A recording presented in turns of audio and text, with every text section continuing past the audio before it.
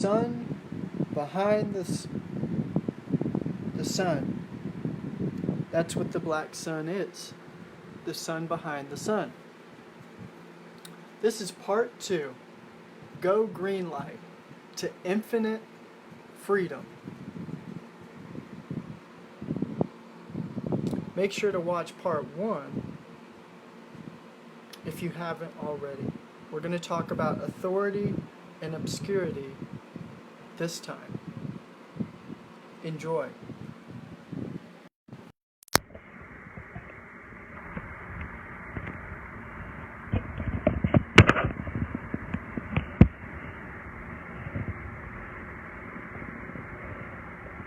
Make sure to get your aloe vera and your key lime. That really helps get electrified. Check out the links in the description below to understand more about sun gazing and getting grounded, how you can literally ground with the black sun, and how the sun above has infinite power for you to obtain full human ascension and power that begins within, externalizes at the heart, center, where the home is.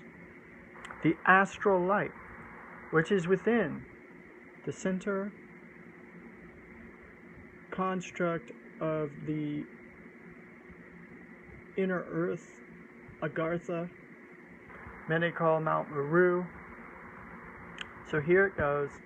We're talking about the end of all evil, which is the beginning, the start, the green light of infinite freedom.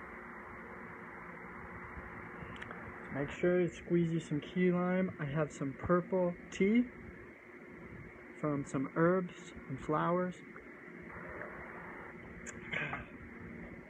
Make sure to stay hydrated, hydrating your cells, and things like that. Thank you all so much for watching, and don't forget to share or like this video. That will help tremendously. Make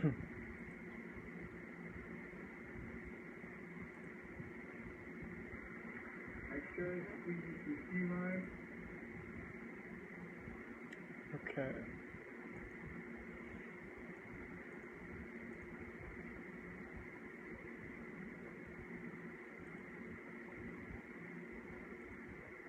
Authority. There is no authority on earth that can rightfully govern your life.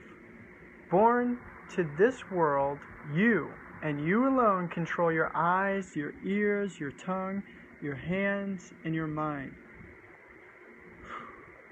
All authority which claims to be able to dispose of you and your abilities is deceit. You were born into this world so that you might have a free agency of life. Life is liberty. With liberty and faith or knowing of this world, you can learn and do anything. Anyone who tells you that you must yield your mind, your body, or your possessions to authority is evil. Understand that choices made by your own free will are not evil. There is nothing wrong with sacrifice if it is made willingly, but sacrifice without choice is not sacrifice, it is slavery. Authority always places demands on people by force. Authority never asks permission. Okay? Again, don't forget to share this video. That would help tremendously. I'm sharing it now. This is from the Efficacies of Abbaboobo, and this will be a many-part series.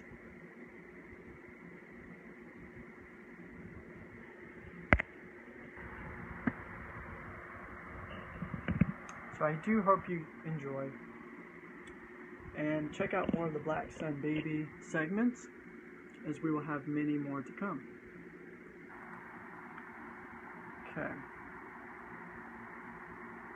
Trying to share.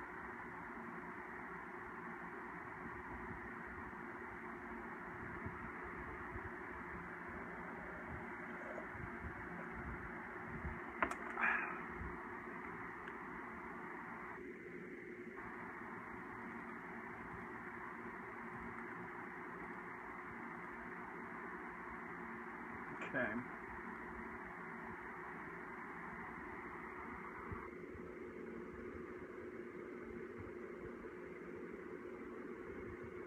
Abbaboobo, efficacies. E.G.P., the Black Sun baby, to the efficacies of the Black Sun, Abbaboobo, the Great Kazwa. So again, part 2, the Golden Greenlight, the Emerald Kingdom, found within, the Astral Light, Mount Meru, the Garden of Eden, Nirvana, Shambhala. Freedom begins when you understand and have understanding to release all fear, regret, guilt, shame, remorse. These are static energies that are not called for. You don't need to feel enslaved to any type of time frame or construct to, go somewhere, be somewhere.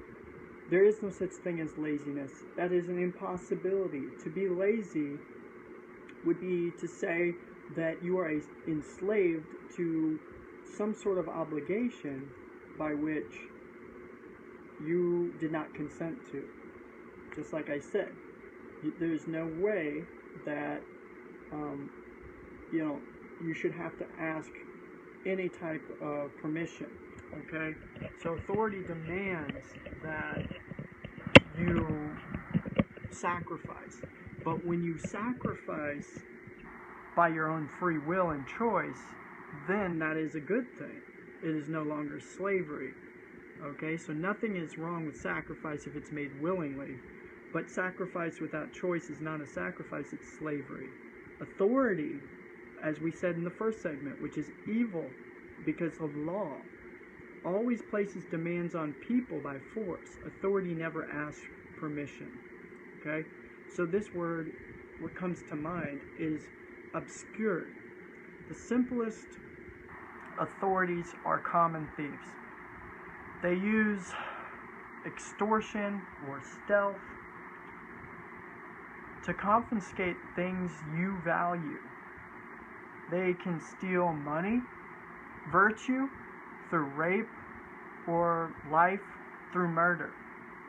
By their actions, they are teaching you that your worth is inferior to theirs. The tool of authority is violence. There are other, far more powerful authorities in everyday life. They are dramatically more dangerous, more profitable, and more subtle. They teach you through distorted ideas that you are not capable or worthy of living for free. Okay? So authorities teach that other people can manage your life better than you can, with a callous disregard for your worth. You are commanded to behave according to someone else's ideas. The height of the danger can be seen in the extent to which these commands are commonly accepted as good. We know them as culture. You find such subterfuge everywhere. You have value in your life. If someone or something is valuable to you, you can be sure that someone, somewhere, is willing to take it from you. while they bear the same evil as the common thief. The methods of sophisticated culture are normally much more, I'd say, powerful. Okay? So in other words, again, evil is a construct of the mind. Reversed, it spells live. Okay? So evil is the destruction of freedom. It cannot be stated more simply. Everywhere you look, you will find the obfuscation of evil. There are countless ideas which are taught about the nature of evil. Every false idea is created by evil to hide truth from you. Evil is not darkness, and it is not frightened or frighteningly unknown. Evil is not some mystical psychology of man. It is inherent in our natures. It is not supernatural, and it most definitely exists to a certain degree, but can be defeated as there are no dualities. Nature has, if anything, everything is all just. It is just. As with principles, the principle of evil is simple. Evil is the destruction of freedom. When free, you can build glory, peace, prosperity, and joy into the world, serenity. And I intend to bring forth heaven on earth. Because around you, you will find all these things. Men and women like you build these things. Evil enslaves. Evil is found in words such as force, compulsion, tax, violence, theft, censor, politics. Notice that in such things there is no joy. None have any value to humanity. None.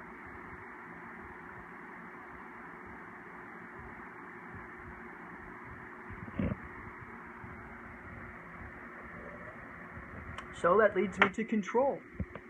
Control. Evil seeks to master over you. Evil wants you to be a slave. What we considered as real slavery, indeed, is only one form of slavery. The African slaves in the United States were compelled to work for a toil for other people's benefits. Their lives were mostly controlled for the benefit of the master. But they had some very limited freedoms.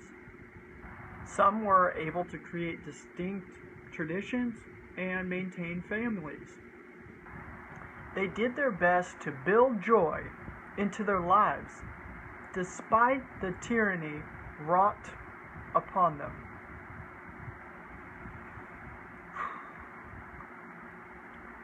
Because they were in control of the portions of their lives that were,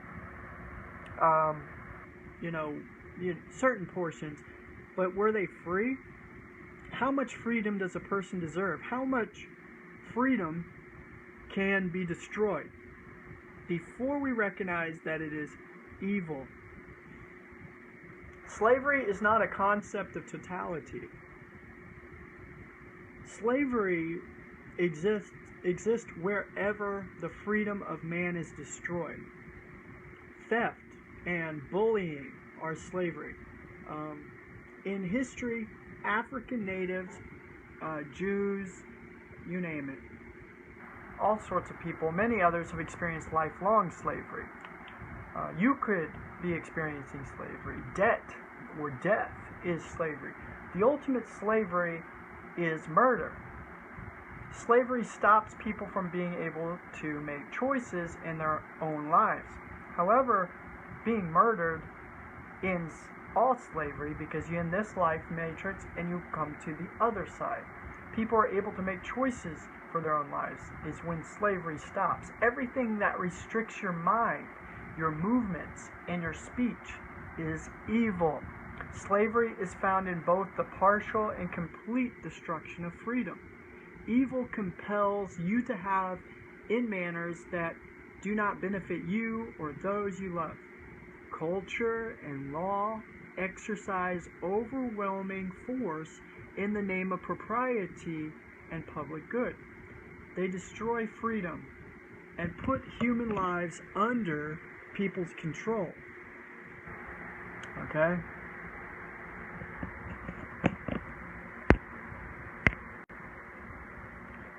You were born in this world with sovereignty over your mind and over your life.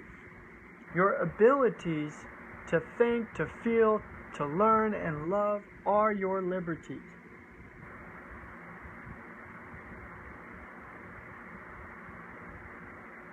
In you, these capabilities are infinite. You have infinite worth. Evil seeks to destroy your liberty. It seeks to be an authority over you. It does not want you to have liberty. Evil seeks to destroy you so that it can use you as a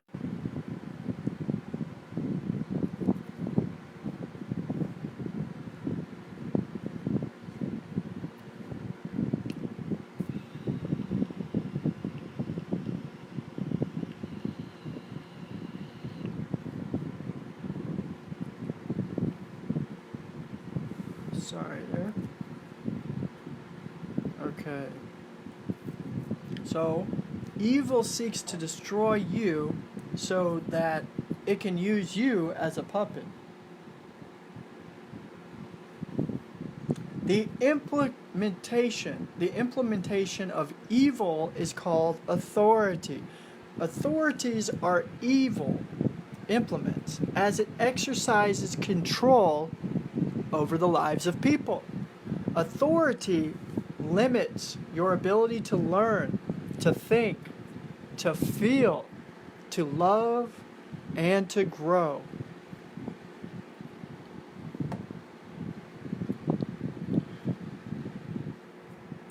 This is why authority is evil. Okay? Authorities are not accidents. They are specifically created by intelligent people to control you.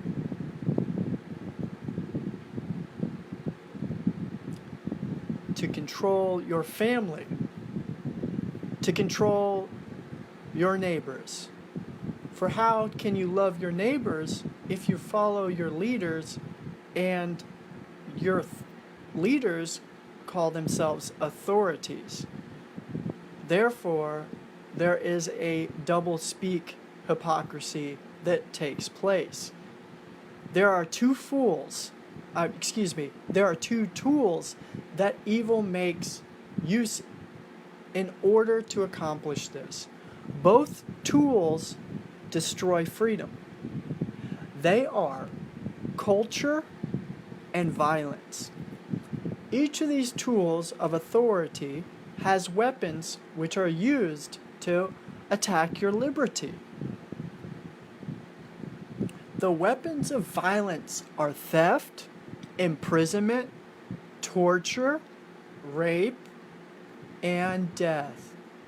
The weapons of culture are law and the control of speech as well. Evil is implemented by force in the lives of people. Evil wants you to obey its authority. This is the L. Saturnalia demiurge. It uses the weapons of violence on everyone who will not obey. It uses the weapons of culture to sustain whatever obedience it manages to achieve. Which leads me to violence. Your physical body allows you to exercise principles over every aspect of reality. With it, you have the tools necessary to interact with the physical world, this matrix demiurge, which is not real. Physicalities greatly enables you, however. It is the gift of pure freedom and bliss. People obey authority when they are subjected to violence. Violence threatens your physical body. It threatens your interaction with the physical world. People who are subjected to violence are compelled to obey because they want to protect the freedom that their bodies bring to them. Pain and mutilation limit your ability to interact with your world. Death destroys your freedom completely, but it enables you to be freer than you've ever been before. When we wake up on the other side, the subconscious realm or matrix, which is compelling this conscious deviation that we currently live in now. This matrix demiurge, you will soon find, is not real. But the subconscious dream wonderland is the realest reality that we have yet to experience.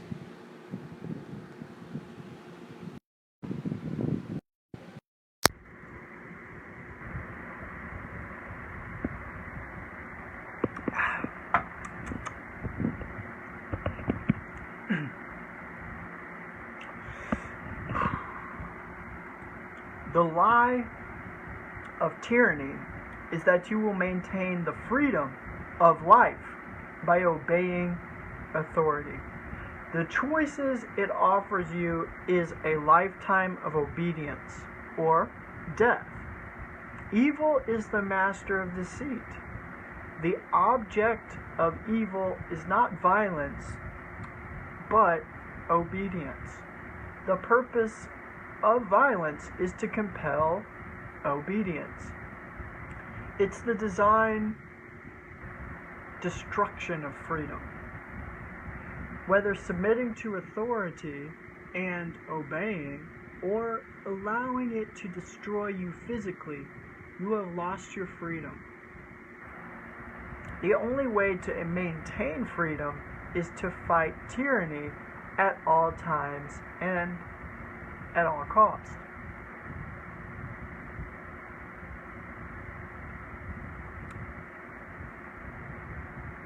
So you have perspective. The cultures of Earth offer their people different moralities. Perverted definitions of good and evil are found everywhere on this planet. The planet, in one, is culture, a thing that is proper, and then there's another that is taboo. In one culture, a word is egregious, in another it is not. Criminal acts are defined entirely different in opposing countries. When authority is established among people, evil is either obvious to see or nearly impossible to see, depending entirely whether or not you are a part of its culture or not. Even though few people are able to recognize the oppression found in their own culture, culture is still oppression. Culture control. Even though most people, question in horror about the average German soldier could himself participate, in the murder of Jews. Then you ask, did this happen or did it not happen? What is the truth? What is the so-called true story? Is there such thing as truth in this matrix demiurge? Or have we been conditioned, socially engineered, perhaps even brainwashed or groomed to believe a particular manner, that what we are told, what we are taught to do and believe is written in stone, is written in a book. That is his story. What is your story? Your Tory, your tale is the purging or evolutionary process of purging in your tail, your territory. So that is purgatory. You are living in a purgatory matrix. This matrix demiurge is to set up by your own subconscious, Sophia, the black sun. This is designed by her, you, to make you stronger. By overcoming suffering, pain, and even death, you part from your body. Your body, therefore, is a construct within itself. You are a jack in the box. You live in this physical matrix currently and must endure the pain, the suffering of the body until you ascend into blissful Shambhala, the astral projection of the inner subconscious, where all is made one, and we will reunite as one at the end of the tunnel through the light, the sun. At the end of the tunnel, there will be a black hole, the black sun.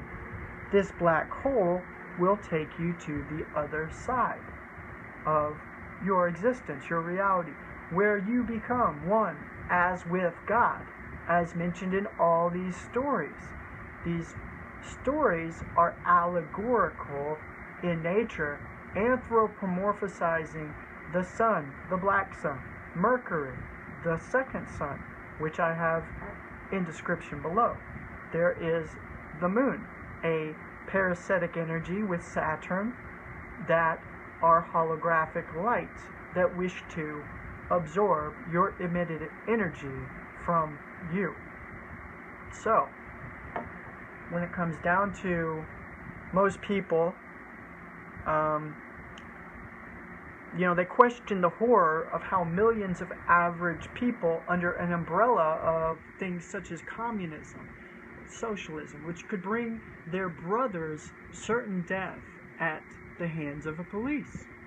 The example in history are more than plentiful. They exist in every culture ever designed. Culture maintains a death grip upon the nature of man. It's not the true, it's not true that history's villains misused authority. The truth is that they followed the object and design of authority perfectly. Tyranny is always disguised in culture and law. So let that sink in. Tyranny is always disguised as culture or control and law, which our current law is the Torah. We follow the construct of the Torah, the two suns. There's two suns in the sky, but there's two suns, one below and one above. The black sun, subconscious, and the conscious yellow or white sun above, which can recharge the body and download information that is esoteric or enoteric. Okay? So we're going to go now into authority principle.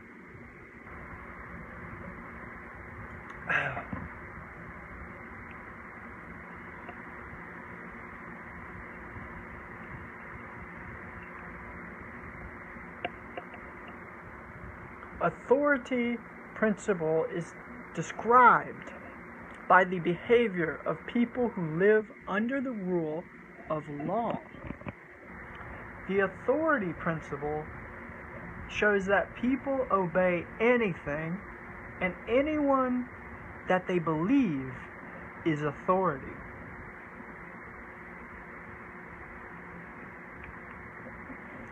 Though the who and the why and the what have changed in history, the behavior of people is the same.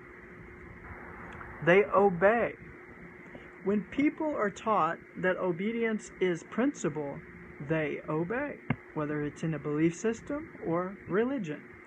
When they are taught that the source of worth and knowledge is subjective to the will of law and those who control the law.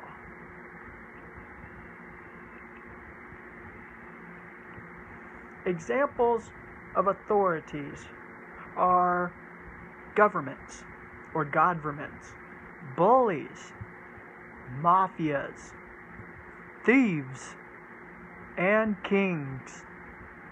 People obey authority in their lives either out of fear of violence or because culture conditions them to accept obedience as proper and good.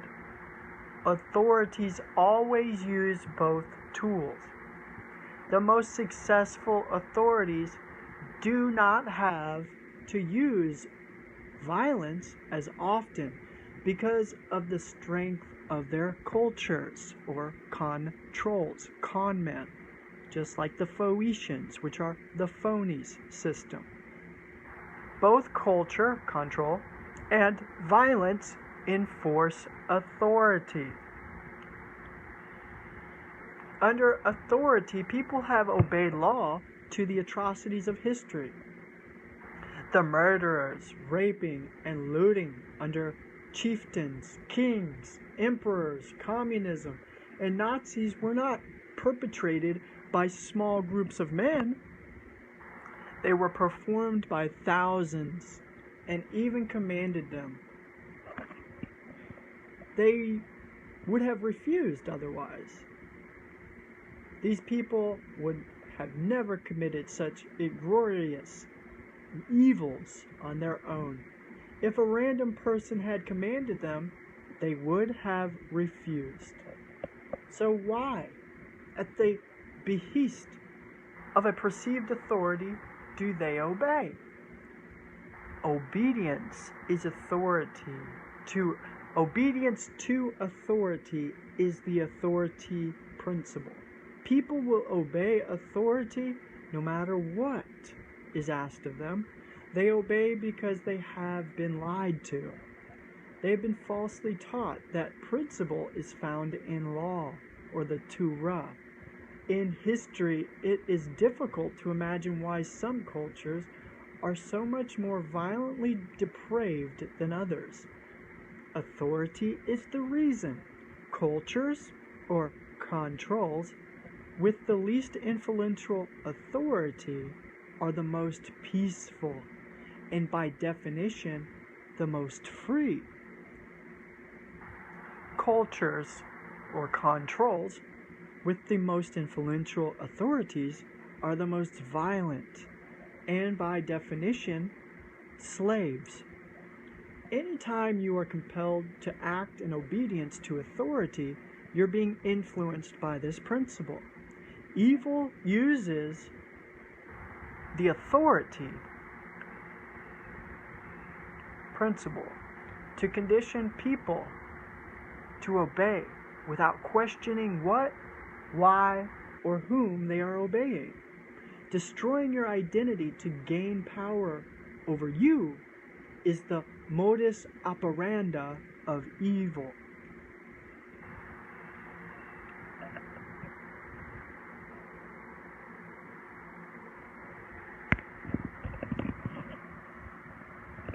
The pattern of tyranny is disguised as culture, control, and law. Everything that seeks evil is the destruction of freedom, to destroy the value of people. The pattern of tyranny is simple. The object to enslave the minds of people by creating a control or culture of obedience. To gain the obedience of people, there is a process that must be taken. The process is the pattern of tyranny. So, the tools used, naturally, let's go to number one, war. before an authority can be established, war must take place. War is the implementation of violence. It is the tool that evil uses to establish authority. All of history's wars have occurred because of a desire to implement a new authority over us people. On the smallest scale, this occurs via a process of a threat and acquiescence. To acquiesce is such behavior from bullies, thugs, mafias. On a large scale, it occurs in violent, multi-year battles, and such is the behavior of nations and empires.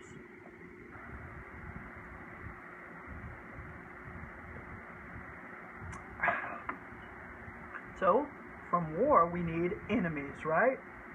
What are enemies? Enemies, in order to offer people an escape from violence, new authorities teach people that obedience will end war. The design of authority is obedience. Authorities condition people to obedience by promising to protect them from dangerous enemies. Theocracies have been used in the enemy of blasphemy. The Nazis used the Jews. Communists used the rich. Many, many enemies have been created, but by far the most common is anarchy. Okay?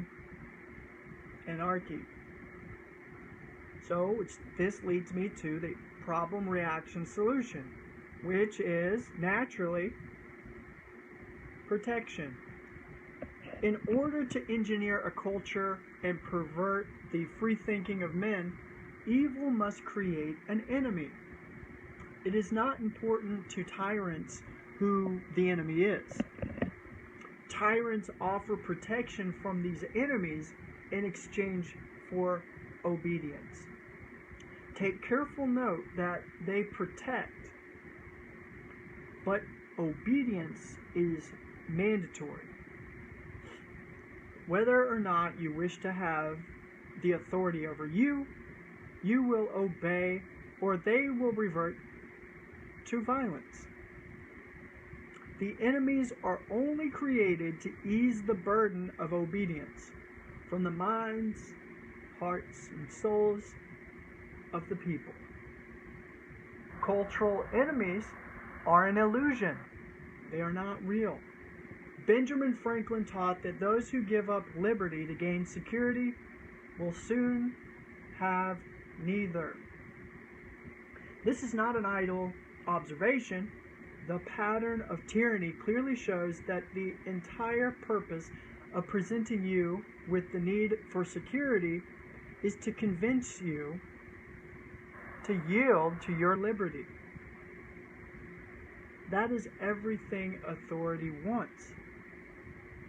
The demand for security is raised up by those who seek power over you. This is how they create enemies. Makes no mistake, it isn't the enemy that tyrants are after. They are after you. The illusion of cultural or control enemies is designed to restrict the thinking of people. It is designed to convince people that the real enemy is not the evil that rules over them, but some imaginary demon that would do harm. This is the lie of tyranny. It requires your obedience in order to save you. Tyranny, therefore, is disguised as culture and law, or control and the Torah. Okay? So we have social proof. As people begin to submit under duress of violence, they will to the will of the new authority, a principle known as social proofs enters into culture or control. The more people that obey the new authority, the more likely it is that others will follow along. The normalcy of obedience becomes a part of everyday life. It is natural to want to escape the violence of authority. People who live under the oppression of nations or thugs will eventually accept the offer of obedience. It's proven. A mugger will offer not to shoot you if a wallet is surrendered, right? Rapists offer to not kill if virtue is surrendered. Mafias offer not to torture if payment is made. Governments offer not to obliterate life if laws are obeyed. The offer is sweetened with the illusion of enemies. When a person faces certain pain or death on one hand, or protection from an enemy on the other, the will to remain free will eventually break down. Law leads me to law, the Torah, that means the law. The Torah means the law. Laws are decreed and written to legitimize obedience. Law impersonates principle, which is the truth or freedom. People are taught that what is law is right. They are not taught to do what is right, but to obey what is law, or the Torah. The legitimacy of law is the object of culture. Culture uses law to distort the minds of people into believing that they are incapable of seeking true truth or living in peace, serenity, heaven, kingdom. It teaches that the law is legitimate instead of one's own mind. Control of speech, therefore, becomes the most fundamental weapon of culture, is the control of speech. While history has shown violent examples of this weapon, it exists in every culture as the code of propriety. Propriety. The objective of control of speech is making sure that those who were compelled to bend to the will of authority never gain the courage to look back. So in order to maintain obedience, culture, control, demands that everyone it enslaves enforce its will upon those around them. It teaches people to call their recalcitrant neighbors weird or insane. It demands that every person turn on those who fail to obey the precepts of culture through peer pressure, things such as that. Culture condemns as immoral and antisocial all those who fail to obey its precepts. So in this way, culture, or control from the con men, shapes people's minds by restricting their speech. Further, culture, control, endows its evangelist with objectives such as noble and upstanding. Those who most closely follow the rules of control, culture, especially in condemning enemies, are rewarded with inflicting stigma upon those less willing to obey. It is the de-evaluation of the human spirit that proves the evil of cultural norms. You ever tried to tell someone that 9/11 or something like this is an inside job? And the person naturally tells you, oh, you heard that on Facebook, or did you hear that on YouTube? You heard that from a conspiracy theorist. Right there is an example of inflicting stigma, disregarding the potential truth that 9/11 or some other inside job actually is the reality, does not matter in reference to keeping your job, feeling accepted and normal among your peers. That we can disregard a crime, a heinous act, simply because of public scrutiny and social norms, cultural norms, that says that there's an inflicting stigma, and we're going to reward this individual for not questioning the official story, the original source that was told on the news or whatever you were taught. If you afflict or go against that original story, the conventional tale, then you are inflicted with the stigma of scrutiny and are de-evaluated as your own human spirit that knows better is taken over by the evils of the cultural norm. So if everybody says it's all right, it makes it all right. But does it make it all right? What then are true morals? If technology says it is all right to destroy Mother Earth, nature, does this make it all right? Or has ethics and morals not kept up with technology and our current social norms?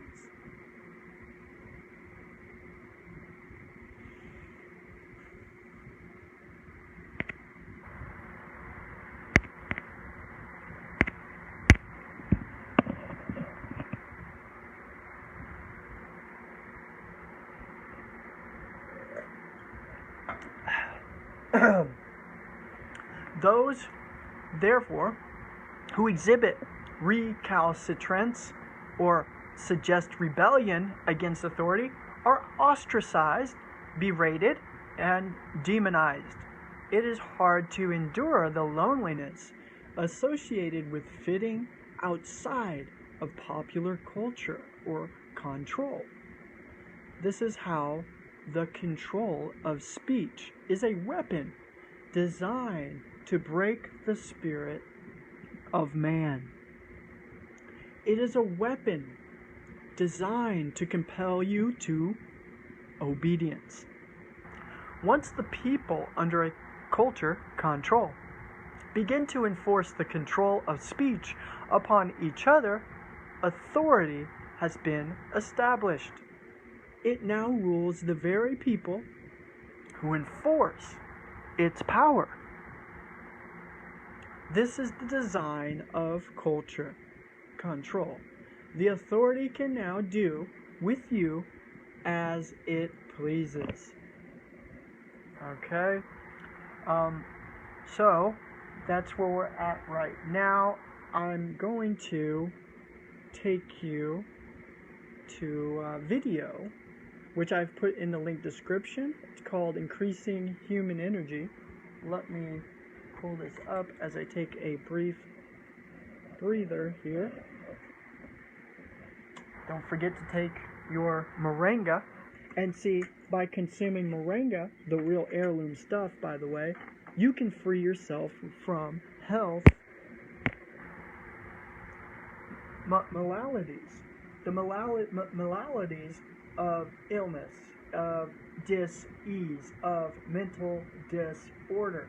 Okay? Moringa happens to be the most nutritional and antioxidant-rich plant discovered thus far, which can help build the immune system, and therefore it can prevent illness, disease, viruses, cancer, diabetes by the upholding and revitalization of your cells and your immune system. This prevents cancer. It prevents it, and it does so by keeping your body's orchestration in optimum levels of the homeostasis. So, one free gift of energy and power that we can use to decalcify the pineal gland and enhance the brain is the one and only Son above, as it says in John 3:16. For I loved the world, I gave my only begotten Son, that whosoever believes in him shall not perish, but have everlasting light, or life. And this is the power of increasing the human energy by harnessing the sun.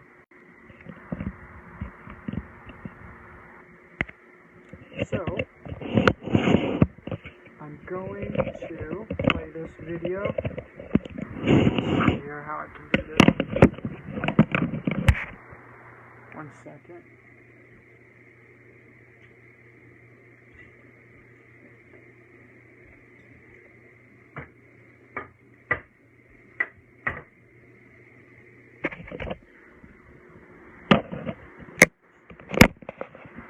Okay.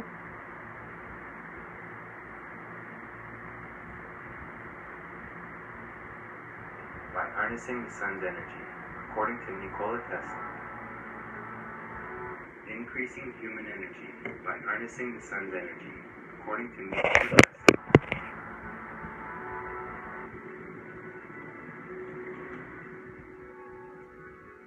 Of all the endless variety of phenomena which nature presents to our senses, there is none that fills our minds with greater wonder than that inconceivably complex movement which in its entirety we designate as human life. Its mysterious origin is veiled in the forever impenetrable mist of the past. Its character is rendered incomprehensible by its infinite intricacy, and its destination is hidden in the unfathomable depths of the future. Life craves energy, and subconsciously you'll always choose the path of least resistance.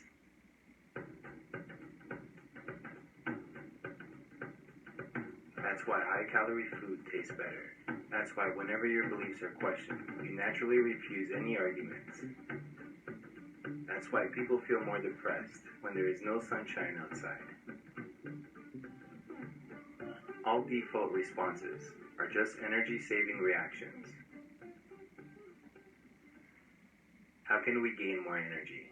How can we raise our consciousness and increase our intelligence? According to Nikola Tesla, more energy means higher levels of operating power for our consciousness. If you apply time to this equation, it means that the longer we sustain higher levels of energy for our consciousness, the more intelligence we download from the universe, the more intelligence we integrate into our being. So what is the source of our energy? First, let us ask, from where does all the motive power come from? What is the spring that drives all? We see the ocean rise and fall, the rivers flow, the wind, rain, hail, and snow beat on our windows, and the trains come and go. We hear the voices from the street, we feel, smell, and taste, and we think of all of this. And all this movement, from the surging of the mighty ocean to the subtle movement concerned in our thought, has but one common cause.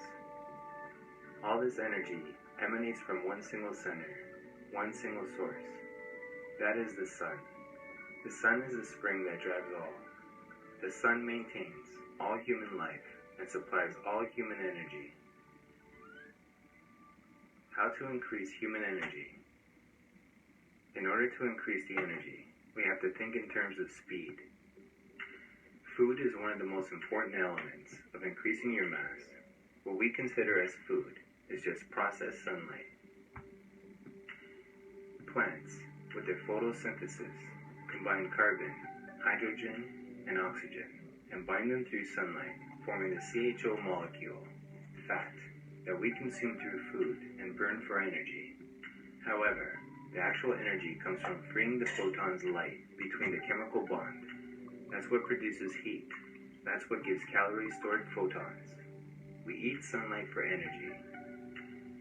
Fruits, vegetables, meats, everything that we eat consume the HCO molecules that the plants created. The energy that we consume through food is actually the same sunlight that plants use to forge these elements together. If we eat meat, we are consuming already consumed, unused CHO molecules, as the only place that CHO comes is from photosynthesis. It's secondhand CHO in a way.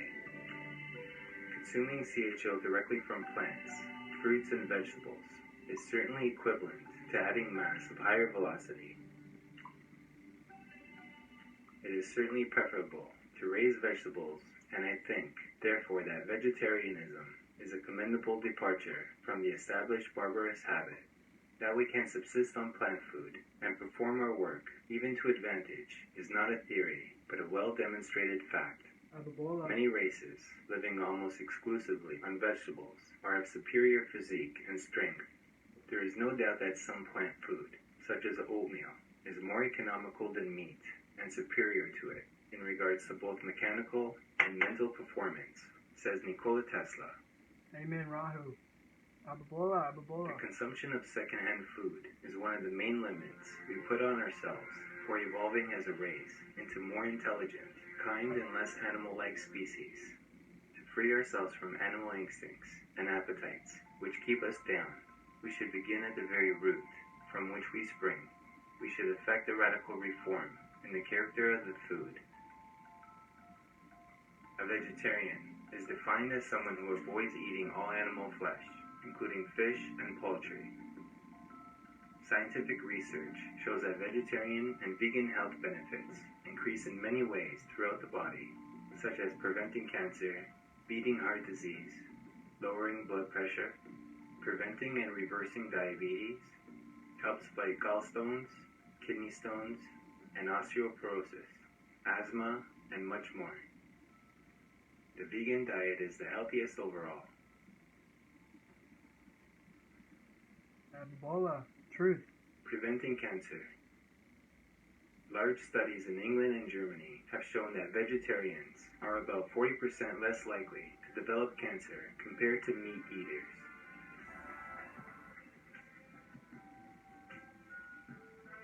Whiskey, wine, tea, coffee, tobacco, and other such stimulants are responsible for shortening the lives of many.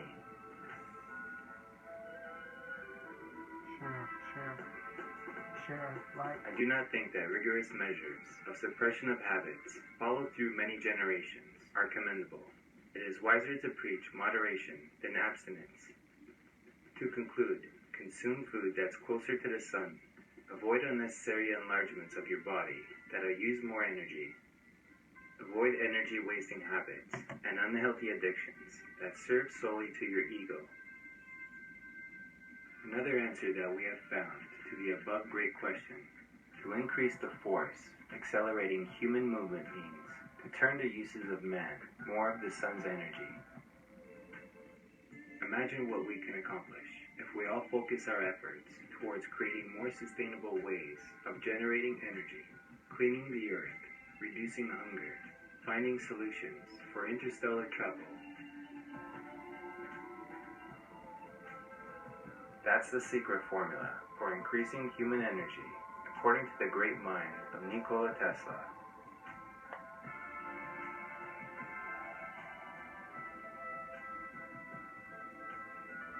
Abbaboobo. Alright. Check that out. It's on the channel. I put a link in the description below. And thank you all. Don't forget, if you like this video information, please share it. Like it.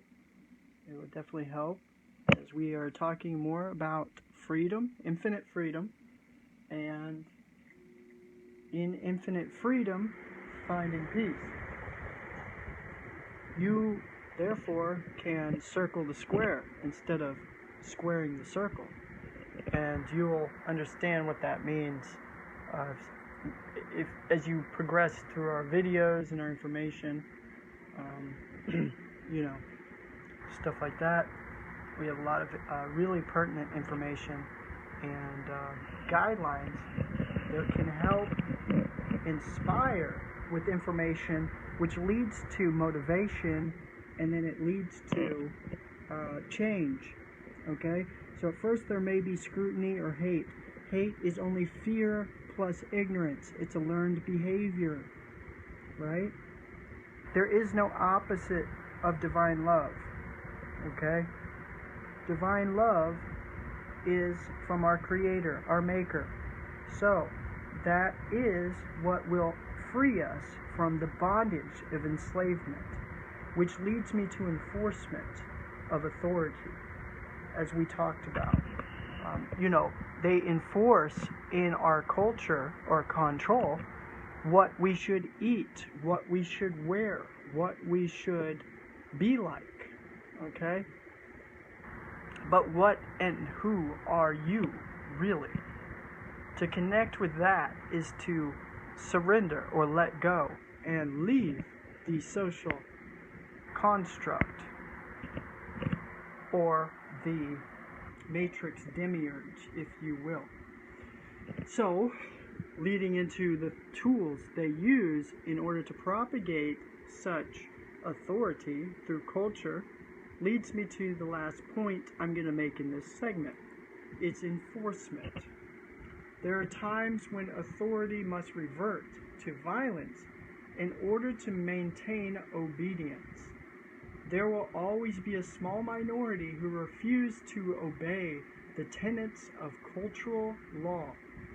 Because of this, authorities employ a constant stream of violence, known as law enforcement or police. These are not police in the defense of liberty, but police in the defense of authority, royalty. Cultures or controls always teach that liberty and authority are one and the same. But the design of police is to wield the weapons of violence in the preservation of authority, not to defend liberty. Authority must also employ violence when cultures break down. Throughout history, people have slowly and steadily learned more about their own worth, and hence demanded more and more freedom. Different cultures have fallen as people when realized that culture or control is a lie. When cultures begin to break down, as they are now, there's a great reset, and it's because the people are learning about their true value. Such cultures and authorities they protect are doomed. Never once in history has a culture or control in decline been redeemed. When authorities see that their culture is being dismantled and obedience is no longer theirs to enjoy, they return to violence. These returns to violence are historically extremely brutal. The violent enforcement of law is a sign of coming liberty. I'll give you an example. Take a look at a generic historical example of the pattern of tyranny. A rogue thug gathers together a band of men to extort money from the people nearby where he lives, like the Khazarians.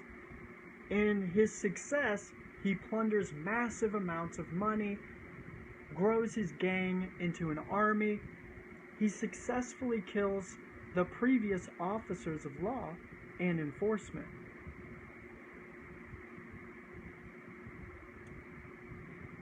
or he subverts them through stealth, knowing that he can plunder more value in the long term if he leaves his victims alive. He implements a tax upon everyone in his range of influence. He draws borders. He gives decrees. Importantly, he promises his victims that he will protect them from all other thugs, as mentioned earlier. Okay? His victims slowly become accustomed to his will and his lies. The people become afraid if they hear their neighbors talk of escaping the taxes of cruelty. Quit your job, don't pay your debt, which is death. Soon they actively support the regime by targeting all treasonous speech and turning in deviants to the police, originally called criminal. The thug is now called authority. He is called law and order. This example could have easily described any gang of barbarians from the Middle Ages or from ancient history. It could apply to any king or emperor of the years past. It could have described any warlord of today, or any mafia for that matter. In fact, it closely resembles every authority that's ever been established. Once people are conditioned to accept the notion of authority, they normally obey without thinking. The object of law is obedience, and the destruction of freedom is found in the blindness of this obedience. This authority principle shows that even when a person could normally believe an action to be wrong, if ordered by the authority, they still perform it. Does it make it right? The establishment and exercise of authority over people is called the pattern of tyranny. So let me think of an example in history. In history, it's easy to follow this pattern in history. For an example, Adolf Hitler created an enemy in the Jews, or Zionism. Zionist Jews is what result of this. Early on, German culture was manipulated, and Jews were condemned as dirty and greedy. It's kind of like what we do to the Muslims today. So this was the people, and it was odd to keep their own kind, keep to their own kind. So segregation. Soon the culture was in a place where people were chastised for even defending the Jews. People who were demonized and demonized them were championed. Speech was then controlled. Next, Adolf Hitler made Jews into the full-fledged enemy. The Jews became responsible for all social and economic ills. I highly suggest someone watch The Greatest Story Never Told and Hellstorm to learn the true story making behind the Holocaust. The solution was to put Adolf Hitler in power, rise to power, to yield German liberties to him so that he could save them from the enemy. Make no mistake, Hitler was not after the Jews, he was after the Germans. An evil man, he was simply willing to sacrifice millions of Jews to obtain power. But he was made into a shill through propaganda. Do not make any mistake of thinking Hitler was a racist. He had Jewish people, Muslims, and even Chinese in his military, keep in mind. Follow the pattern, however. In short order, he ruled the entire nation and forced all Germans to serve him and his army. His true ambition was not racism, but total world domination. by controlling North Pole Mount Meru, the vril energy of the black sun, he accomplished such things and had to be taken out. So socialism and communism created the enemy of greed in the same pattern by controlling speech. Profits became a dirty word, even though it only means that you have been laboring to create a better life for yourself. Money becomes evil, even though it simply represents your work, which is obviously moral. They create the enemy, but it's not greed they are after. It is you.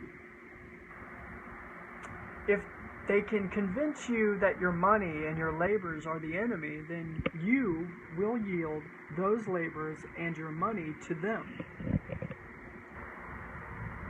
Authority is not designed to destroy the enemy, it's designed to enslave you. Democracies create the enemy of anarchy in the same pattern by controlling speech.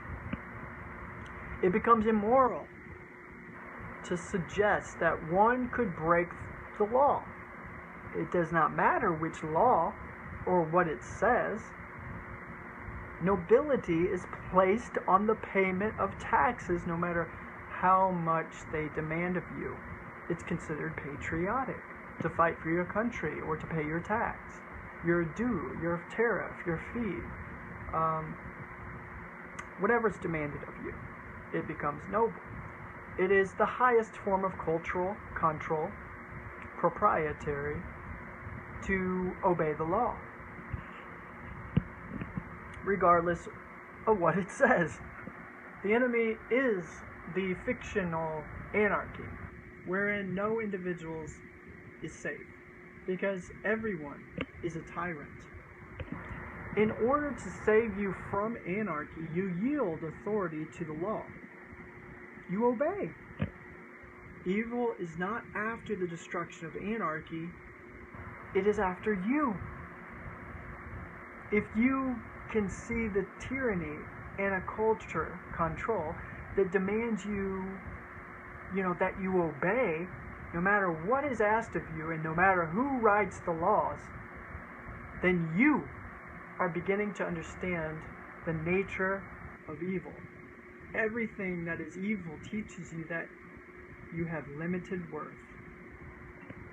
Everything that evil teaches you is that you have limited worth. Which leads me to the rule of law. The rule of law is the single most dangerous idea ever inflicted on mankind. It is gone. It has gone by countless names throughout the history and ages, eras, the fall and rise of power.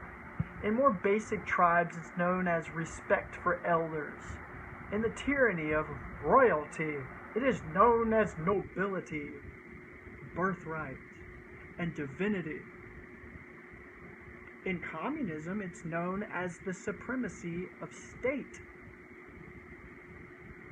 In dictatorship, it's known as the antidote to anarchy. In theocracies, it is known as revelation, revelation. The net teaching of this idea is that you are to obey law not because it merits or it is morality or ethical. You are to obey only because it is the law. It is assumed that even if the law is wrong, then it is right to follow because it supports the system, and the system is more important than you, right? Pay your taxes, even if it is illegal to humanity. It's a crime against humanity. In order for an intelligent person to choose what is right, they must know who is asking obedience of them. They must consider why it is being asked and what it is they are being asked to do. Only then can they decide for themselves if it is right or if it is wrong. There is not This is not what authority wants, though. Authority is concerned with you doing what is right. It is only concerned with obedience. Culture or control teaches that the nature of the law and what it asks you to do are irrelevant. Culture, control, teaches that obedience is propriety. Culture teaches that when law is created, it becomes morality. So I say in conclusion, the law, or Torah, the law, is a weapon. It's used by evil to attack its prey, whether in the name of duty to the king, loyalty to the state, rule to the law. Law is the weapon used to extort and control. Culture, control, upholds the nobility of law, Torah. Culture teaches that law is proper and good. It never questions who wrote the law. Tyrants and brother are the same. Culture never questions whether or not the law is right. You are to obey no matter what it says. In this fashion, law is a powerful weapon used against you. All principles create volumes of laws that take lifetimes to understand and armies and lawyers to manipulate. All of these things are weapons in the hands of the powerful, which they will use at your expense. Law holds value only to those who create it, and only because your culture demands that you obey it. The purest invitation to tyranny is your commitment to obey law regardless of what it says. Against you, the law becomes the perfect weapon. Whomever controls the law controls you. Your worth is measured by the extent of your obedience. And this is going to be my end of part 2. So if you just tuned in, go ahead and press restart or rewind to watch from the beginning. If you watch this and you didn't see the first part, make sure to click the link in the description below. There is part 1. This is the Go Greenlight to infinite freedom, which is found within the kingdom. The right-left hemisphere is the two gods of duality battling against each other, which is an illusion. The illusion of enslavement, which can be overcome once one realizes that all nature, all life is just. There are no dualities. We create what is good or what is bad. But in the end, it matters not. But to do what is right for you, the rest will essentially follow. Of course, be the best person you can be. No doubt. Be life. Be real. Be wise. For no one woke up wanting to harm, cause suffering, cause pain on their brother, this land, nor even the animals. There's no child that's a baby that will consume a bunny rabbit. If you put a furry little rabbit in the baby's cradle, it will not consume that rabbit. But if you slice an apple in the baby's cradle, the baby will nibble on the apple.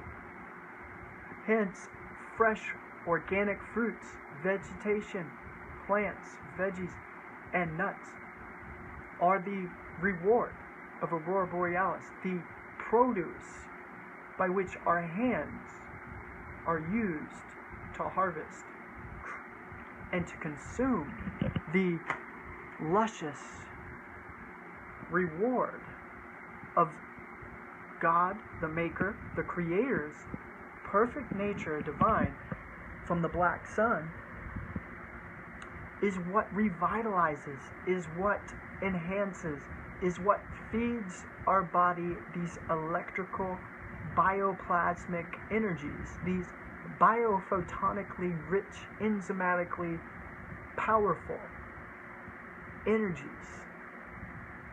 that will keep you youthful, will keep you pure, will keep you at a great state of well-being. I encourage that more people grow gardens, that they go to the orchards, that they give their children a lifestyle habit of organic fruits, veggies, and nuts, and to show them how one is to take an heirloom seed and how to plant the seed. For it is that no tree ever came to be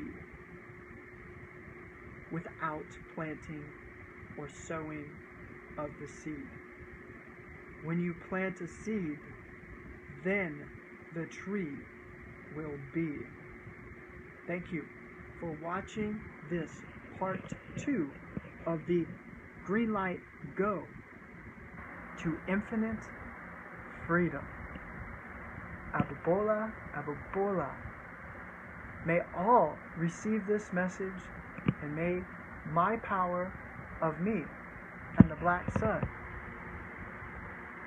be received by you with protection, power, luck, guidance like the compass which points you to the north, to Mount Meru, the Aurora Queen Borealis, the Board Alice, which Alice means truth. Nature, the Druid, the true man, is the only one who wields the sword of truth, which is within, which is found in the kingdom of heaven. Smart be it, epicacies the Kazwa. Kazwa Magnical, E.G.P. Abbaboobo, Abbaboobo, Abbaboobo. Black sun, baby, to the black sun, Aurora Borealis, Abbaboobo.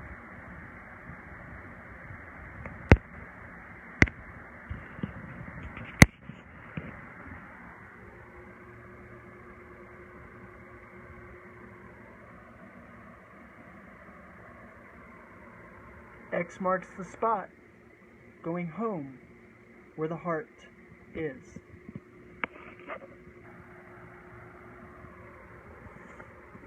In the center is where we all shall return and be set free from this matrix demiurge El Saturnalia. Remember, y'all, luck and prosperity and abundance be with you. Recenter. Ground yourself barefoot. Gaze at Jesus, Ra, the sun above, and always harness the energy of the Creator Maker, the black sun, the sun behind the sun, and Mercury, the sun. Don't allow parasitic Luna, Marie, Moon, or Saturn's energies to pull away your power. You have control. You have power. We are going back to our golden source. We are becoming transmuted as to gold.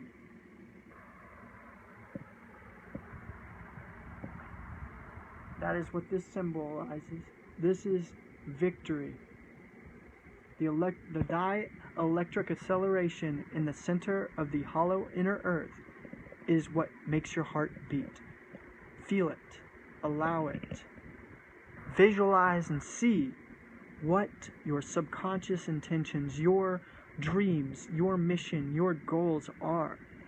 visualize. Now know it. Know that it is just around the corner. Like the seed that was planted, allow it to spiral and grow into existence in this matrix. Thank you to Queen Aurora for all that she has given us in abundance over scarcity. The only purpose of this life is to get through this life with no obligations, no requirements. And you will find this to be the absolute true truth, my friend. We are all one, and I love you. Divine love, positive thoughts, and remain selfless.